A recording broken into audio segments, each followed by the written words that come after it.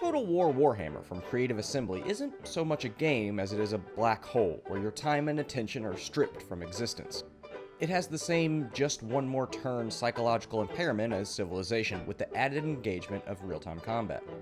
The majority of the game takes place on the turn-based meta layer, where players manage and capture the cities of their empire, build and move their armies, and engage in diplomacy with other factions.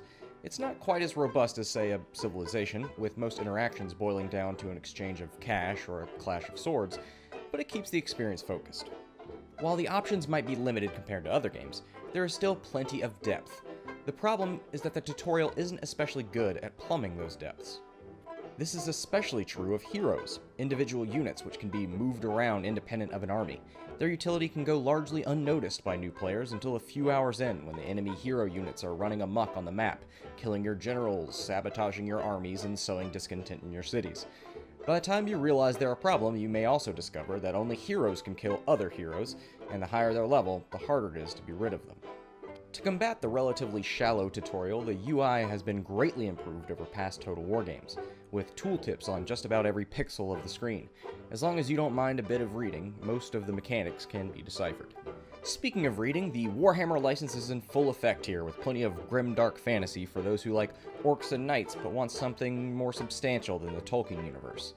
It's a shame, then, that the narrative bits are largely relegated to text prompts, with a handful of in-engine cutscenes scattered throughout a playthrough. When diplomacy fails, or the urge to inflict pain on other living creatures becomes too great, players can engage in battle. The real-time combat in Warhammer is more straightforward than past entries, with less options in terms of formations and stances, but they are no less impressive to behold. The fundamentals are all here, with the addition of magic, flying units, and large enemies to take into consideration. There's also an element of unit preservation, with leaders and heroes gaining experience and accruing skills and stat increases, along with units gaining veterancy, making them more effective. This makes armies less disposable, and may have players more often considering strategic retreats.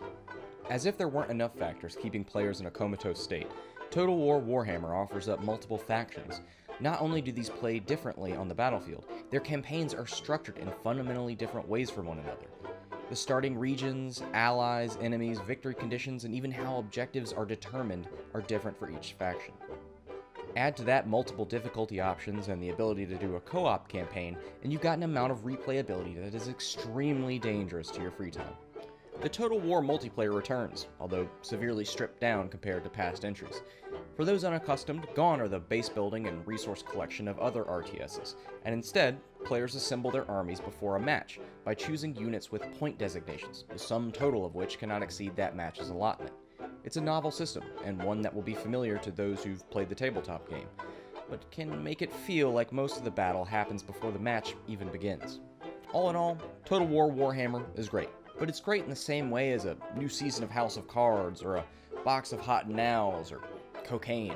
It feels good, but it's so easy to consume that it might inspire loved ones to seek an intervention. That's not to say it's without fault, but they're outshined for the most part by the sheer visceral need to advance to the next turn. For fans of strategy games, this is a home run. For those with limited willpower, this is an 8-ball.